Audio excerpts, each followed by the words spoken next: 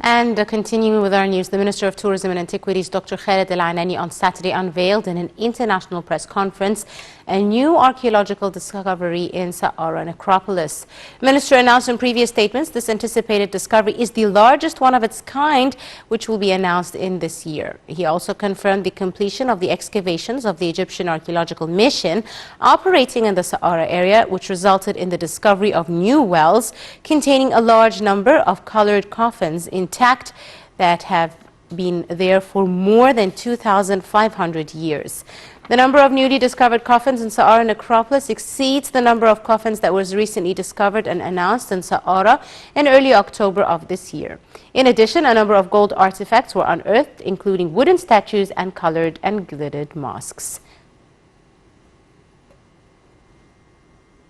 We're now delighted to be joined over the telephone by Ms. Yomna Salama, the tour guide, who was also one of the attendees of the international press conference that was held today by the Minister of Tourism and Antiquities, Dr. Khaled Al-Anani.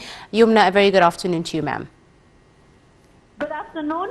Thank you very much, Yomna, for joining us. Yomna, let's talk a bit about today's international press conference that announced the new discoveries at Saqqara necropolis and how it was received by members of the media, both here inside Egypt and internationally.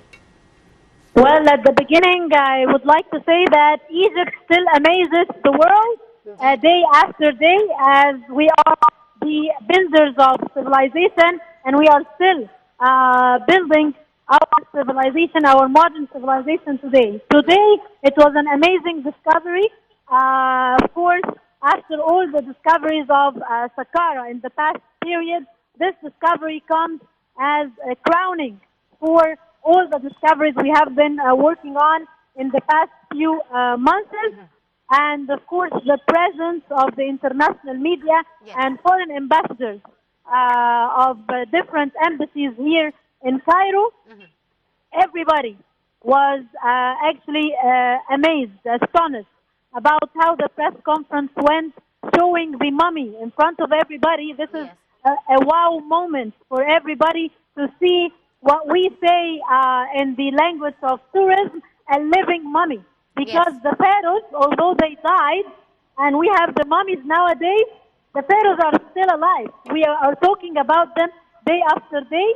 We are showing them to the world. We are revealing secrets about the mummy, as today we found out the age, approximately the age of this owner. We figured out it belongs to a male. The age is about the end of 20, 30 years. All this from the X-ray that everybody was seeing this with us today. Indeed. So this is actually what we say about the mummies, living mummies, revealing secrets about Egypt. Of course, I would not mention what is the importance, or I would like to mention the importance and the impact of such discoveries to the world of tourism. The name of Egypt has been mentioned in the media internationally in the past period, despite that all places in Europe and all activities are in lockdown. But here in Egypt, we are continuing discovery, unearthing, we are working, and that shows the world what it means, Egypt, to the world, and what it means that we are actually the builders of civilization, despite the hard circumstances going around the world nowadays. Indeed. Right. Yomna, let me ask you, could you tell us a bit more about the details of this recent discovery in Saqqara necropolis? We're talking about mummies. What kind of numbers can you give us? Which dynasty they belong to, and what kind of mummies they were? Did they belong to royal figures or priests or etc.? Could you give us more information about this discovery, please? The discovery is pretty recent, as you saw today, and we still need to do the research about the mummy and try to find out the owner. What we figured out till now is actually that the mummy belongs to a high-ranked official, not an ordinary person. Definitely is not a king. This is what we discovered now. It's not a royal mummy. However, it belongs to some high official, and we found the hands positioned in the Osiris way, crossed hands on the chest, which is known as the Osiris way. And as I said earlier, tomorrow we're going to talk again about this mummy and the previous discoveries in Saqqara, and we will have lots of time to study and research. This is brand new right now, so the colored sarcophagus is amazing, and it's also very important that we find things intact with the sarcophagus, with the sealed sarcophagus and the mummy. Like we found also more than 60 sarcophagus in the previous period. Right. Yomna, you also, as an eyewitness there yourself, there were a number of gold artifacts unearthed and wooden statues and colored masks and glittered masks.